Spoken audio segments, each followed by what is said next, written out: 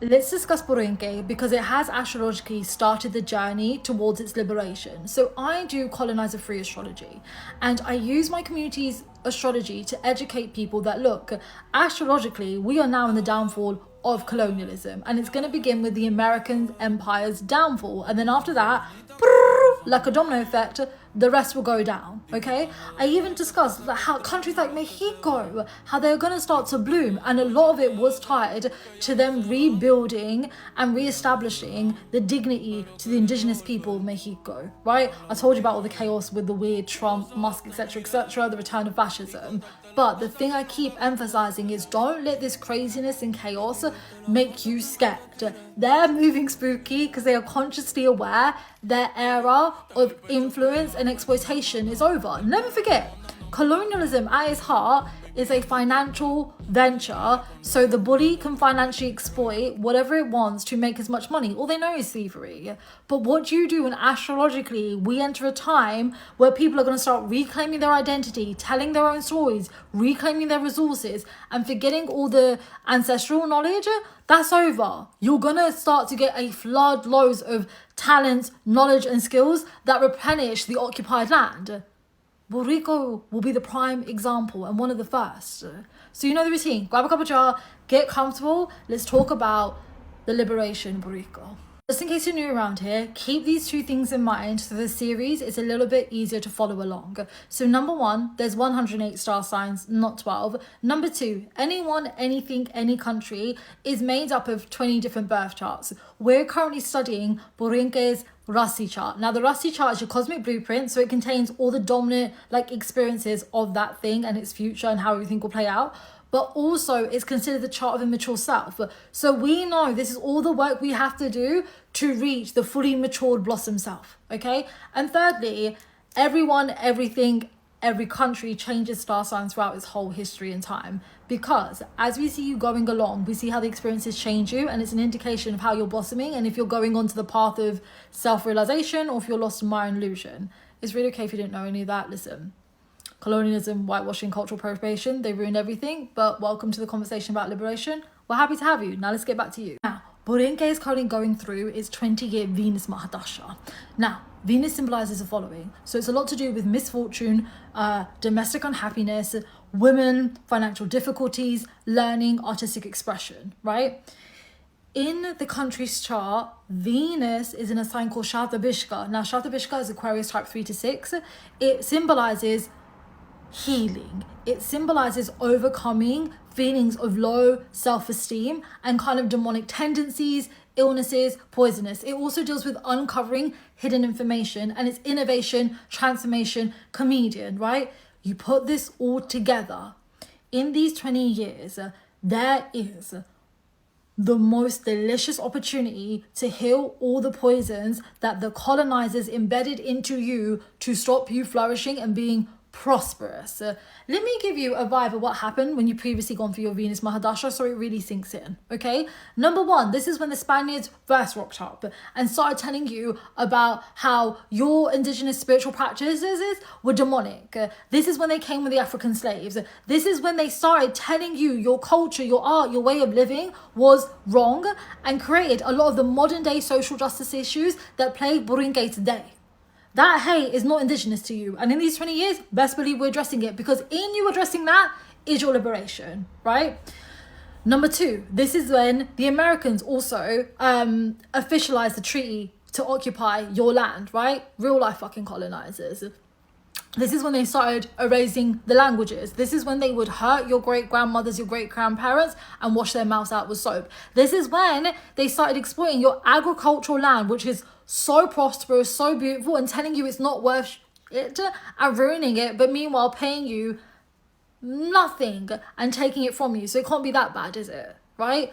When we look at your Venus placements and the way I've been speaking about it today, this is a time where you are no longer going to fall for all the poison, all the lies, and all the deceptions they tell yourself about as a people, and you are going to heal your identity. You are going to heal these social issues. You are going to heal these injustices. And as you reclaim that identity, you reclaim land, ownership over your resources, you reclaim your finances, you reclaim your government. They will have no impact on you anymore. I said this in the other video and I really mean this.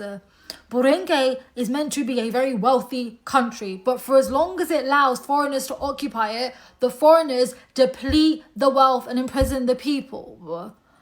You reclaiming your identities and you sorting out these social justice issues that they embedded into your country, you have no idea how powerful that's going to be. Do not go for statehood. Go for your independence. There is a reason you are seeing the United States be rejected by the rest of the world, from trade to culture to all of it. But yeah, where are you? Who's learning more about you? Who's interested in you? Who likes you? Who is deeply apologetic for the shit that you went through?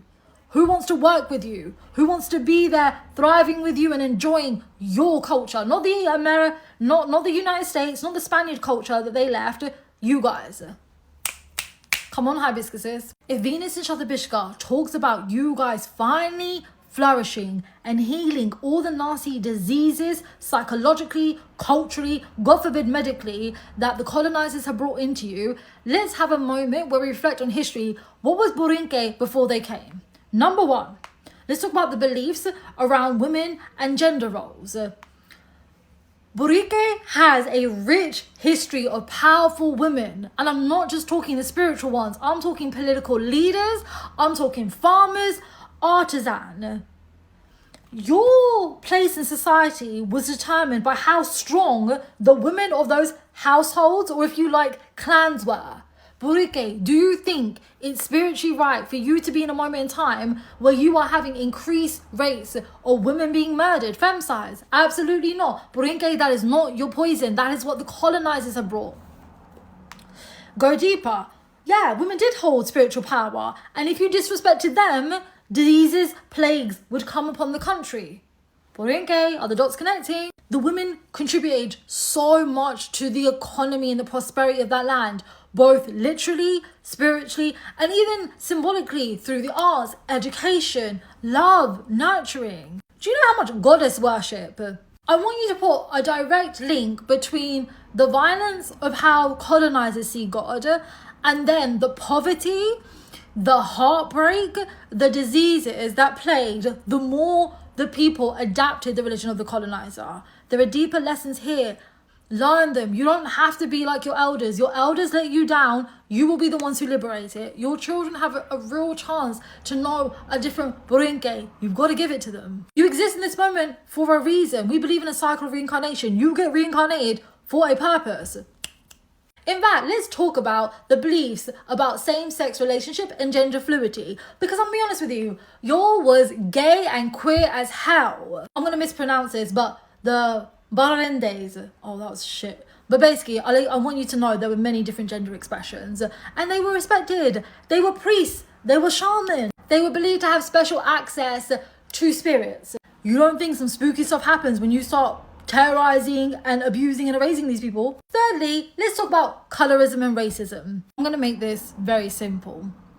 Before the Spaniards came, colorism did not plague the island. It was actually based on the merits, the outputs, and your kindness and goodness amongst society that gave you that social standing. However, after the Spaniards came and they came with enslaved Africans, that's when you see the beginning of the anti-blackness sentiment.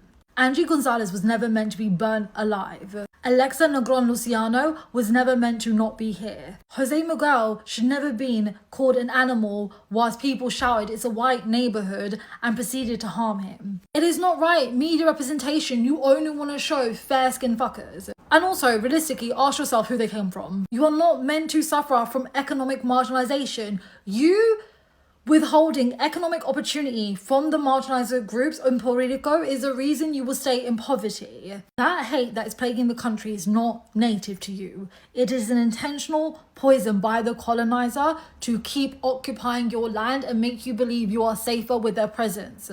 The journey of liberation has begun. You have to address these issues, and in you addressing these issues, that's you addressing ancestral karmic debts. You are destined to be a prosperous, flourishing country. solve the social injustices, it will help you reclaim the economy, it will stop the corruption, and then will come your liberation. The time has come to remove the colonizers' poison hibiscuses.